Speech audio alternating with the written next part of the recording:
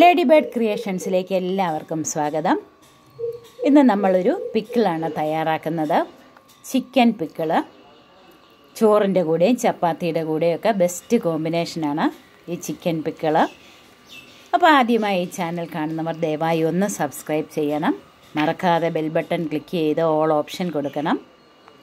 അപ്പോൾ നമുക്ക് വീഡിയോയിലേക്ക് പോകാം. ആദ്യം ഇതിന് വേണ്ട മസാലയൊന്ന് നമുക്ക് തയ്യാറാക്കാം. ഒരു പാനിൽ എണ്ണമയമില്ലാത്ത ഒരു പാൻ അടുപ്പിൽ വെച്ച് അതിലേക്ക് ഒരു 4 ചെറിയ കഷ്ണം കറുവാപ്പട്ട, ഒരു 10 ഗ്രാമ്പൂ, 5 ഏലക്ക, 1 ടീസ്പൂൺ ജീരകം, 3 ടേബിൾ സ്പൂൺ മല്ലി, 1 ടീസ്പൂൺ ഉലുവ, 1 ടീസ്പൂൺ കടുക്, ഇത്രയും ചേർത്ത് ലോ ഫ്ലെയിമിൽ നമുക്കിതൊന്ന് ഡ്രൈ റോസ്റ്റ് ചെയ്ത് എടുക്കണം.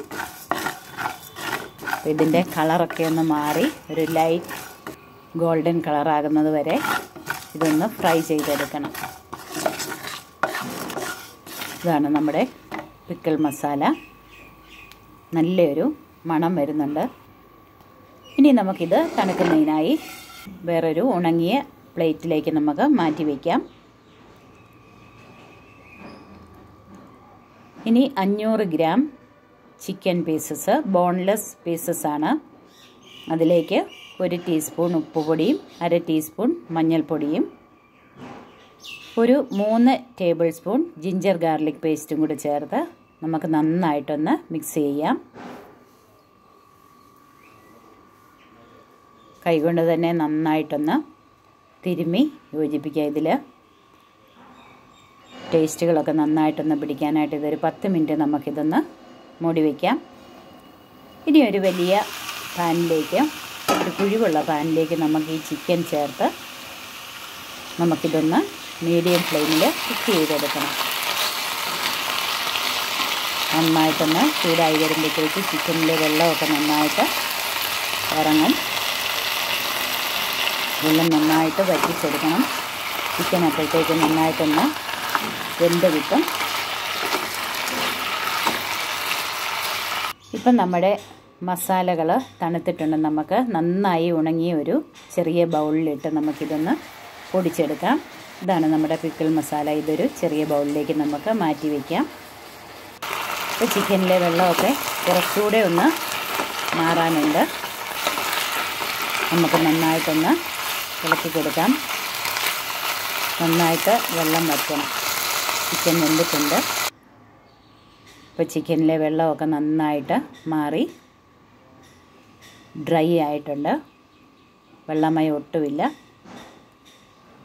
ഈ സമയത്ത് നമുക്ക് ഇതിലേക്കൊരു 3/4 കപ്പ് മുതൽ 1 കപ്പ് വരെ നല്ലെണ്ണ ചേർത്ത് കൊടുക്കാം. നല്ലെണ്ണയോ സൺഫ്ലവർ ഓയിലോ നമുക്ക് ചേർത്ത് കൊടുക്കാം. കൂടുതൽ മാസങ്ങളോളം കേടാകാതെ ഇരിക്കണമെങ്കിൽ നമുക്ക് 1 കപ്പ് ഓയിൽ തന്നെ ചേർക്കാം. ഇതിപ്പോൾ 1/2 കിലോയേ ഉള്ളത് കൊണ്ടാണ് ഞാൻ 3/4 കപ്പ് നല്ലെണ്ണ ചേർത്തിരിക്കുന്നത്. ഈ എണ്ണയിലിട്ട് നമ്മൾ ഉടരെ ഇളക്കി ഒരു ലൈറ്റ് ഗോൾഡൻ ബ്രൗൺ കളറാകുന്നത് വരെ ചിക്കൻ പീസസ് നന്നായി ഇളക്കി ഒന്ന് മുരിച്ചെടുക്കണം. ഒരുപാട് മൂത്ത് പോകരുത്. ഈ സമയത്ത് നമുക്ക് ഇതിലേക്ക് 1/2 കപ്പ് മുളക് പൊടി ചേർത്ത് കൊടുക്കാം. ഞാൻ പിരിയൻ മുളക് പൊടിയാണ് ചേർത്തിരിക്കുന്നത്. മുളക് പൊടി ചേർത്ത് നന്നായിട്ടൊന്ന് വഴറ്റി കൊടുക്കാം. എരിവൊക്കെ അവരവരുടെ പാകത്തിന് ചേർത്ത് കൊടുക്കാം. ഇനി നമ്മുടെ പൊടിച്ചു വെച്ചിരിക്കുന്ന പിക്കിൾ മസാല പൗഡറും കൂടെ ചേർത്ത് കൊടുക്കാം. ഈ മസാലകൾ ഈ എണ്ണയിൽ കിടന്ന് നന്നായിട്ടൊന്ന് മൂത്ത് വരണം. ഒരു ലോ ഫ്ലെയിമിൽ 3-4 മിനിറ്റുകളോളം നന്നായിട്ടിതൊന്ന് ഇളക്കി വഴറ്റി എടുക്കണം. ഇതിലേക്ക് ഒരു 2 ടേബിൾ സ്പൂൺ ഉപ്പുപൊടിയും കൂടെ നമുക്ക് ചേർത്ത് കൊടുക്കാം. ഉപ്പുപൊടിയും കൂടെ ചേർത്ത് നന്നായിട്ടൊന്ന് ഇളക്കണം. ഇനി ഇതിലേക്ക് 3 ടേബിൾ സ്പൂൺ നാരങ്ങാനീര് ചേർക്കാം. ഇതിന് പകരം വിനാഗിരി വേണമെങ്കിലും ചേർക്കാം. എന്നാലും നാരങ്ങാനീര് ചേർക്കുന്നതാണ് ഒന്നുകൂടെ ഹെൽത്തി ആയിട്ടുള്ളത്. നാരങ്ങാനീര് ചേർത്ത് വീണ്ടും 2-3 മിനിറ്റ് കൂടെ ഒന്ന് ഇളക്കണം. അതിലെ ജലാംശമൊക്കെ ഒന്ന് കുറയുന്നത് വരെ. ഇപ്പോൾ നമ്മുടെ പിക്കിൾ റെഡി ആയിട്ടുണ്ട്.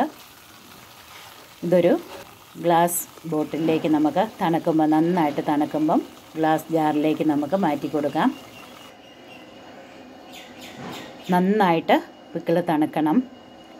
കൂടുതൽ കാലം ഇത് ഉപയോഗിക്കാവുന്ന നല്ലൊരു പിക്കിളാണ്.